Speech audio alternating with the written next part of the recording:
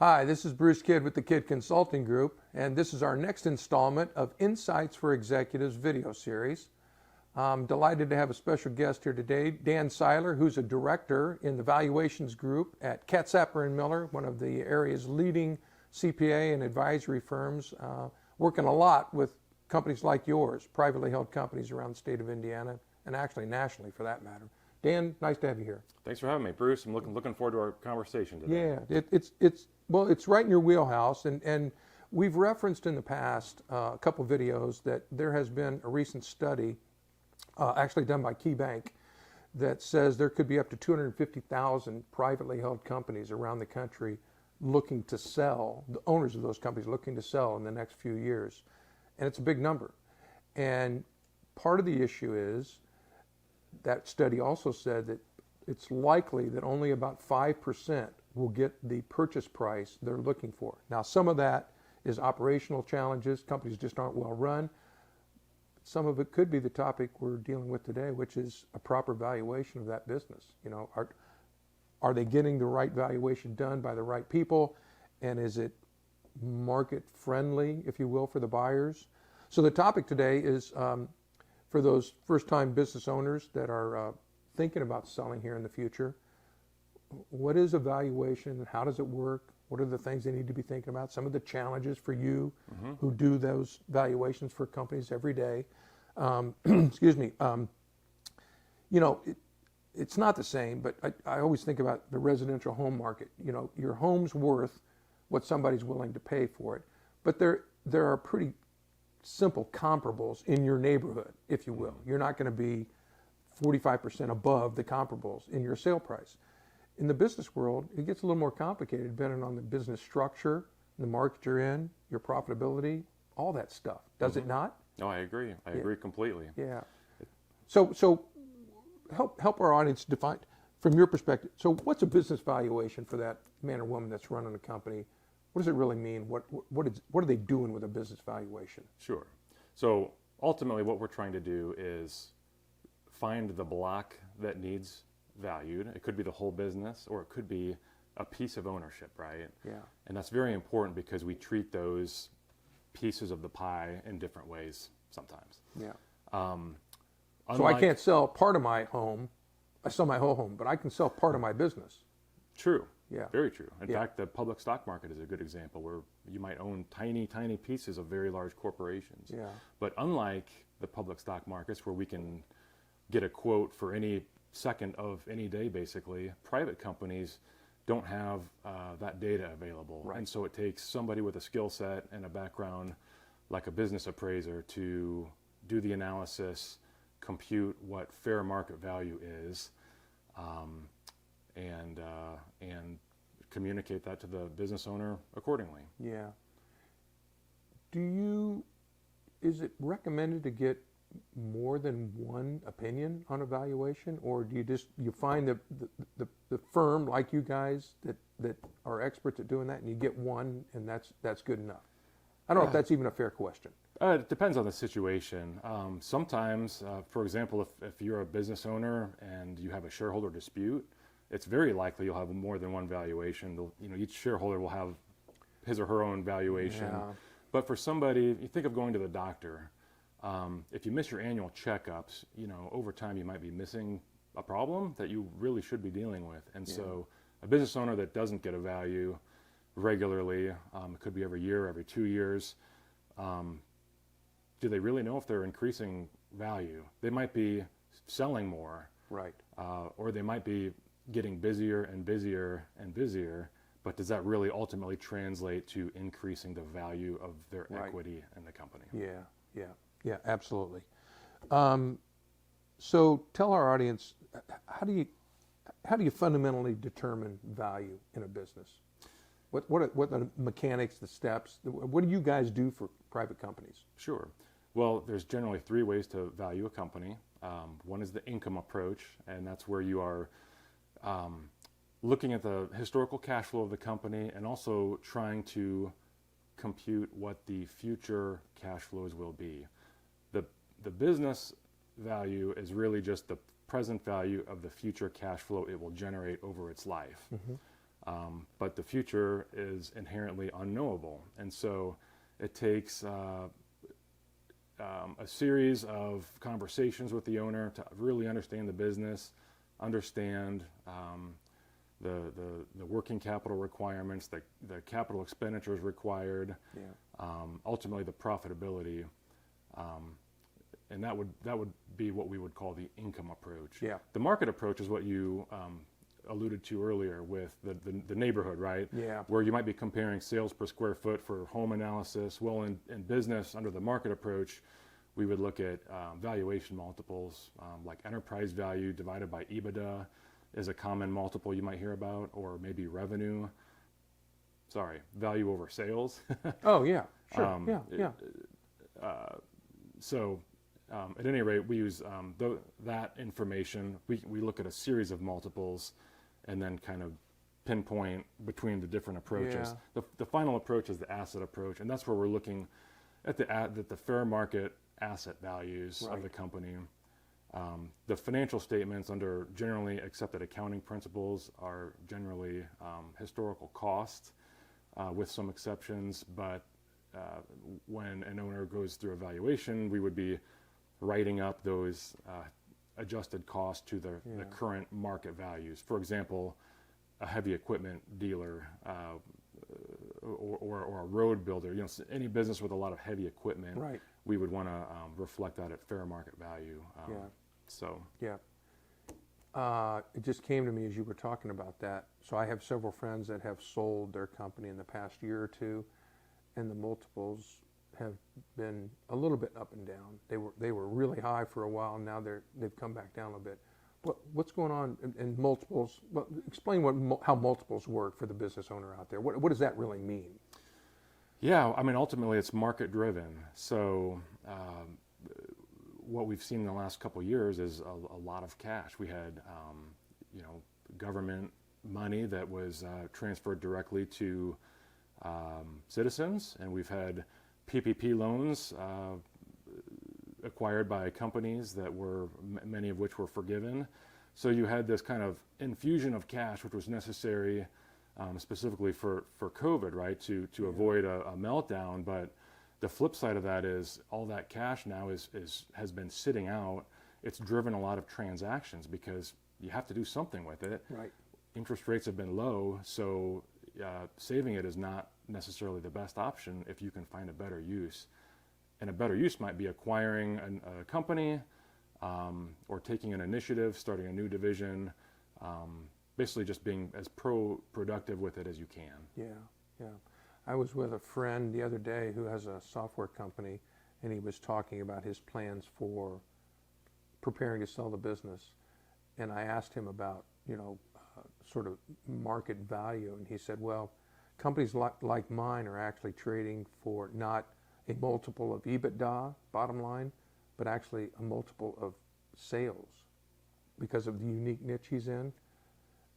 That's very different. That is different. We see that more in technology companies. And he is, yeah. Okay. Yeah, he is. I will say those companies are a little bit trickier to value. But we like to value cash flow streams because it makes sense to us. Right.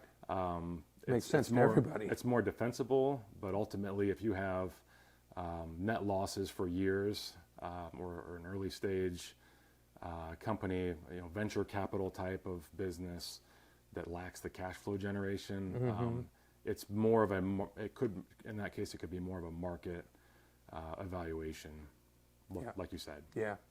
So today's sort of turbulent, uncertain world, and with all those baby boomers who are business owners, why is a good time for a lot of them to start thinking about succession and estate planning? Why is the timing good for that? Yeah. Well, any time is a good time to start planning, right? These are very important decisions. It might be your lifetime's work, and it needs to be given the respect that it deserves. Yeah. There's 10,000 people retiring every day, and for those that are business owners, they've got to make a decision. And those decisions are, do I sell my business to a third party, like a private equity company or a competitor? Do I sell it to my management team if they have the capital to do so? Yeah. Do I form an ESOP, which is a trust that can hold the stock and ultimately accrue benefit to the employees of the company? And that is important in establishing and perpetuating the legacy of the owner, which might be important. Yep.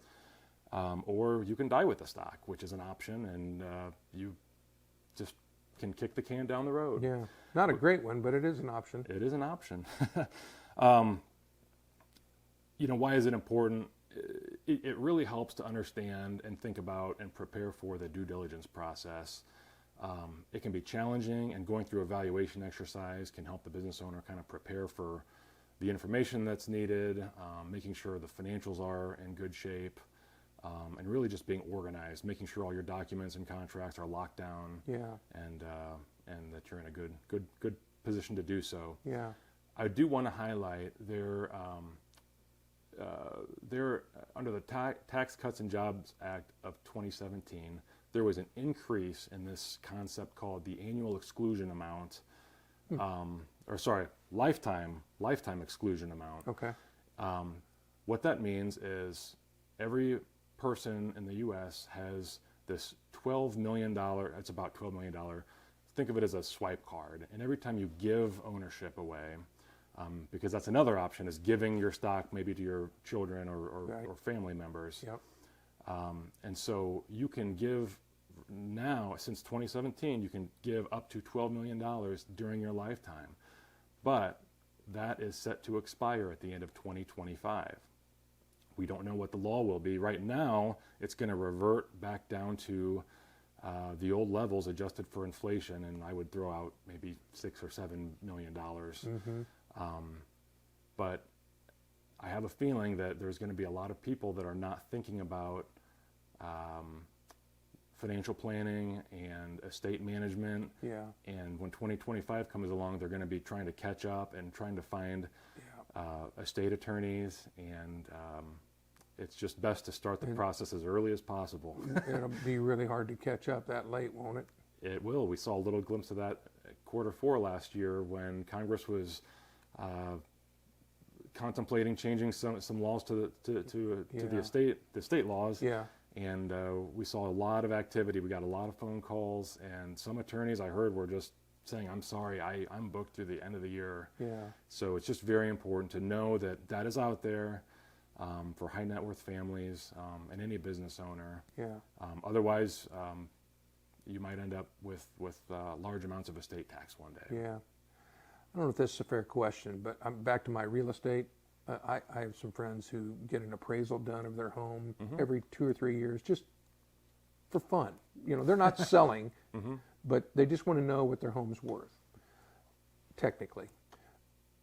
Is there any value in a business owner doing something like that? Sort of a back of the envelope, rather than a full-blown valuation preparing for a sale, just sort of a simple valuation on a periodic basis? I don't know if that's reasonable or not. Yeah, definitely. Like I said earlier, it's like an annual checkup. I mean, even if you don't do it annually, it's just very important to know what the value is worth. Yeah. I'd also like to highlight, it's really important to know what's in your buy-sell agreement, because sometimes valuation is addressed in that, and if there might be a formula, and I've seen some big problems arise where the owner wasn't thinking or wasn't contemplating what that agreement said, and it may have been written 20 years ago. Yeah. And I've just seen it kind of snowball into some fairly big and complex problems as a result. So to the business owners, please know what's written in your buy-sell regarding valuation. Yeah. And it's always great to get an independent person, valuation specific, to analyze your business and help educate you, so that when that unsolicited offer lands on your desk, you're not 3 steps behind trying to figure out, is this something I should seriously consider or not? And you know what? They're going to get those unsolicited offers. They are. Everybody's getting them right now. There's so much cash in the market, and those private equity firms in particular have to deploy the cash. They're looking for deals. And so Bill Smith, who owns a private company here in Plainfield, Indiana, he's going to hear from some of those guys. And at some Tuesday morning, he's going to wake up and say, wow, you know what, maybe it's time. But he needs to be prepared for that Tuesday morning, does he not? He needs to be prepared, and I hope he has his team built. He needs good tax counsel, legal counsel, you know, valuation perspective. Is this in the realm of reasonableness? Yeah, right. So, well, let's talk about that for a second, because Sure. that's what you do, you and your team at Katz-Apper Miller. You help the Bill Smiths of the world value their companies. So what should Bill be looking for in someone like you? Not everybody can do valuations. I mean, that's a specific skill set and training and experience. So what makes a good valuation provider, advisor? okay. So 100 years ago, valuation was basically considered assets less liabilities, right? Yeah, yeah. In fact, the profession has changed in the last 30, 40 years. It was common for the CPA to just do the valuation, right? Right.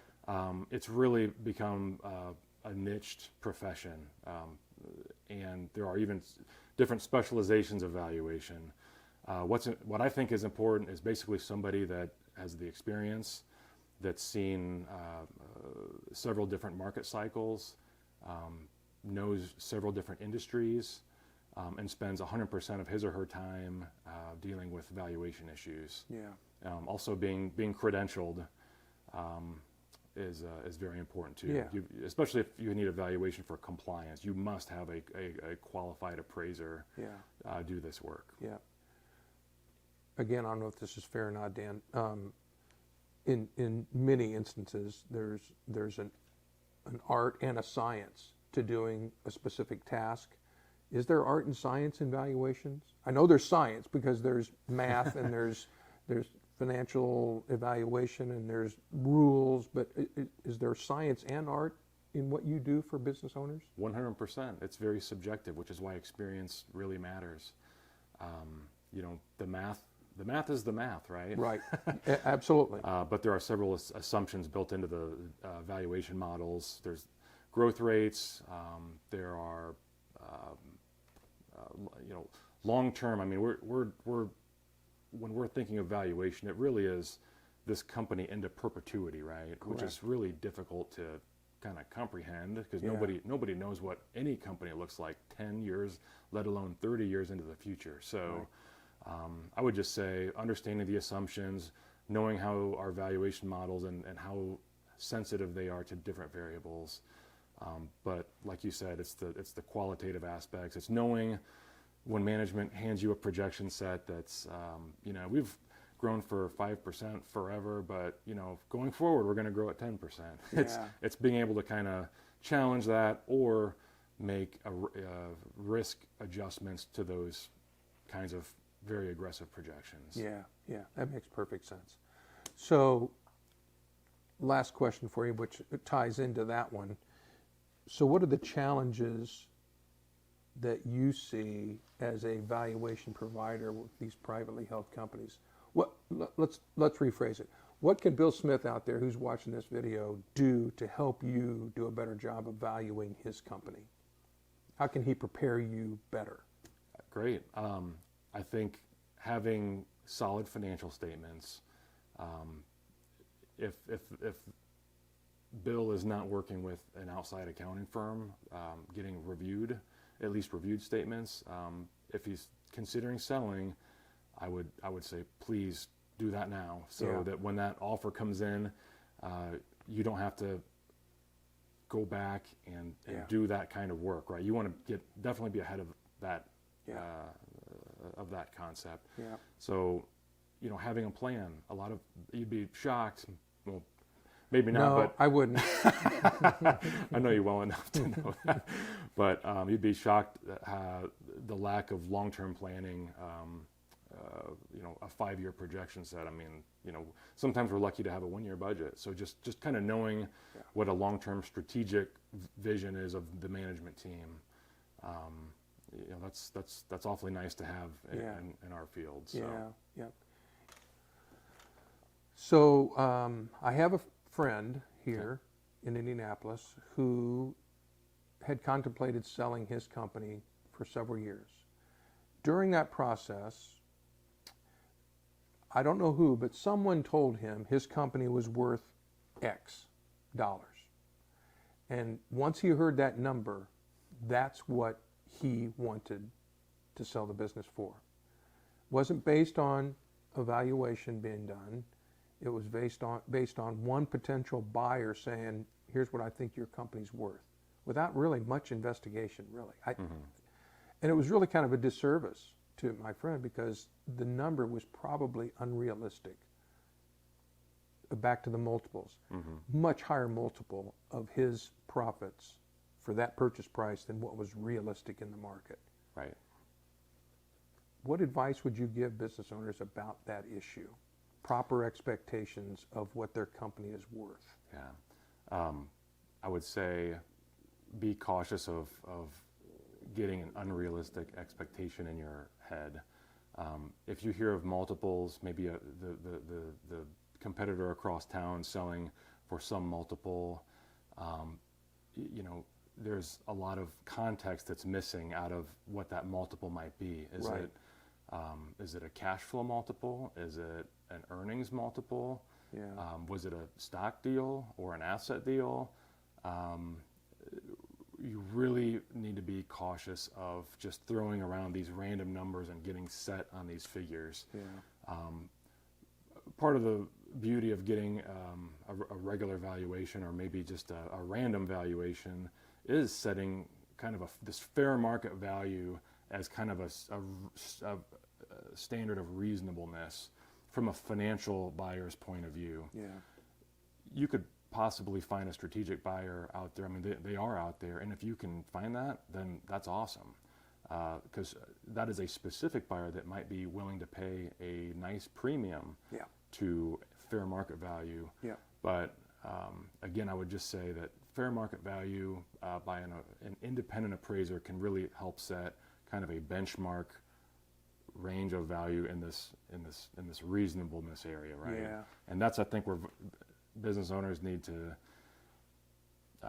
kind of stay on, and then hope for a strategic sell one day. Yeah. But Or alter their expectations that are more reasonable. I mean, at the end of the day, aren't you providing unbiased, calculated, scientific art perspective on the value of their company? Yeah. Take out the emotion and, right. Bill, here's what we see your company really being worth. That's absolutely true. There's definitely a people aspect to what we do, right? Yeah. There's a lot of kind of behavioral investing components, and the last thing I want to see as a business owner, you know, walk away from his or her life's work disappointed. Yeah. I mean, that's just you know, something we want to avoid if at all possible. So setting the right expectation is key. Yeah. Well, it's all helpful. Thanks. It's an important topic with so many, as you said, so many people retiring and many of them being business owners today.